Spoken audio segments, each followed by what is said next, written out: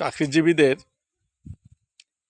প্রত্যাশিত এবং প্রতীক্ষিত সেই বেতন কাঠামো ২১ তারিখ অর্থাৎ ২১শে জানুয়ারি পে কমিশন প্রধান উপদেষ্টার কাছে প্রতিবেদন জমা দেবেন এবং সেই প্রত্যাশিত পে কমিশন প্রায় চূড়ান্ত করতে পেরেছেন।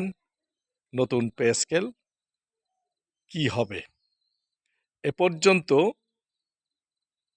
অসমর্থিত সূত্র থেকে জানা গেছে এবং বিভিন্ন সংবাদ মাধ্যম থেকে সর্বনিম্ন ২০,০০০ টাকা এবং সর্বোচ্চ ১,৬০,০০০ টাকা বেতন হওয়ার সম্ভাবনা বেশি।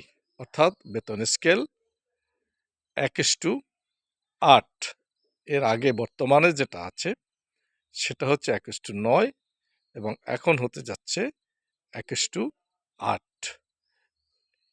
আবার এই পে স্কেল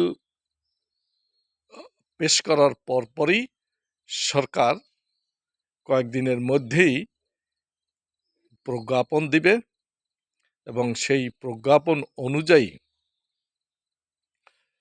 কখন থেকে পে স্কেল বাস্তবায়ন হবে সে ব্যাপারেও সেখান থেকে জানা যাবে। তবে এখন পর্যন্ত জানা যায় জানুয়ারি ২০২৬ থেকেই পে স্কেল দেওয়া শুরু হবে, তবে আংশিক, হয় মূল বেতন না হয় ভাতা, যে কোনো একটি দেওয়ার সম্ভাবনা আছে। বাকিটা আগামী সরকারের উপরে নির্ভর করবে, অথবা জুলাই ২৬ থেকে পূর্ণ স্কেল বাস্তবায়ন হতে পারে। এবং এজন্য সংশোধিত বাজেটে ২২,০০০ কোটি টাকার মতো রাখা হয়েছে এই পে স্কেল আংশিক দিতে।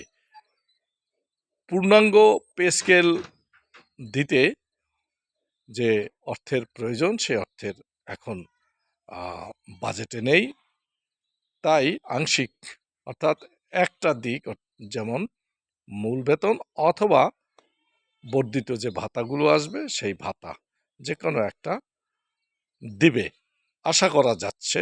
তবে প্রজ্ঞাপন না হওয়া পর্যন্ত চূড়ান্ত কিছু বলা যাবে না। এবং এবছর লক্ষ্য করা যাচ্ছে একজনের বেতন বাড়ছে।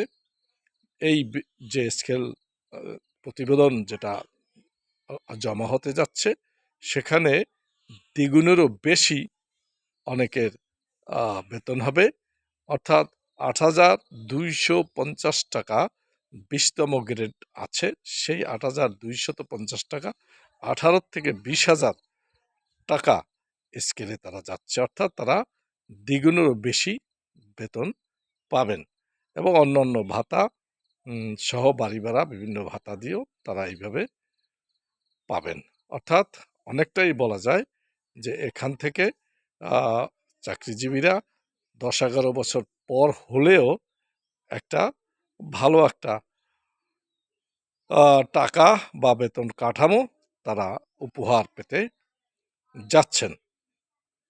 এমত অবস্থায় বেতন কাঠামোর জন্য বা বেতন স্কেলের জন্য যে কথা ছিল এর আগে, যে বিভিন্ন পেশাজীবী বিশেষ করে শিক্ষক, ইঞ্জিনিয়ার, কৃষিবিদ এদের জন্য একটু আলাদা ধরনের কোনো প্রস্তাবনা থাকার কথা ছিল, কিন্তু সেটা খুব সম্ভব হচ্ছে না। যাই হোক, তারপরেও বেতন স্কেল হতে যাচ্ছে এবং সেটা ২১ তারিখেই এই শুভক্ষণ আসছে। প্রধান উপদেষ্টার কাছে বেতন স্কেল এর প্রস্তাবনা পেশ করা হবে, পূর্ণাঙ্গ রূপরেখা। ধন্যবাদ।